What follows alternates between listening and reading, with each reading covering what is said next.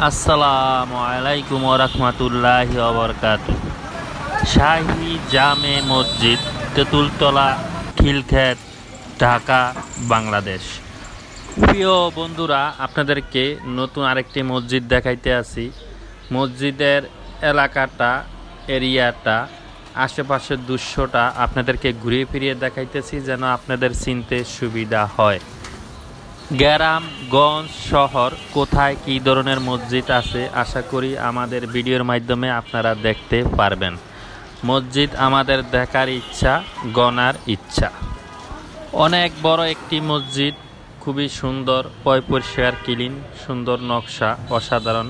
মসজিদটি আপনাদেরকে ভিতরে, উপরে, নিচে ঘুরিয়ে ফিরিয়ে দেখাবো। বন্ধুরা, আপনারা দেখতে থাকুন। এটি মসজিদের নিচতলা, দেখেন খুবই সুন্দর, মাশাআল্লাহ। আমরা মসজিদটি আপনাদেরকে ঘুরিয়ে ফিরিয়ে দেখাইতেছি। গ্রামগঞ্জ শহর সবখানের মসজিদই এখন খুবই সুন্দর এবং সৌন্দর্য। মুসল্লিরা এবং মসজিদ কমিটি চায় মসজিদগুলো যেন সুন্দর হয়, সৌন্দর্য বৃদ্ধি পায়। কি কি করা লাগবে সবই এখন করে থাকে মসজিদ কমিটি, আলহামদুলিল্লাহ।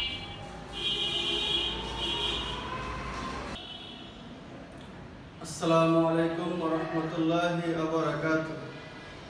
শাহী জামে মসজিদ, তেঁতুলতলা, ঢাকা, খিলক্ষেত, ঢাকা।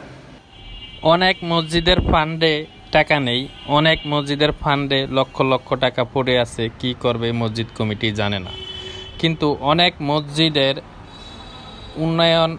উন্নত হয়েছে বহু আগে, এখন কোনো কাজবাজ নাই, অনেক টাকা পড়ে আছে। কিন্তু তাদের এই খেয়াল নেই যে মসজিদের ইমাম সাহেব, খাদেম সাহেব, খতিব সাহেব, তাদেরকে হজ করানো উচিত, তাদেরকে উমরা করানো উচিত, এটা মসজিদ কমিটির থেকে।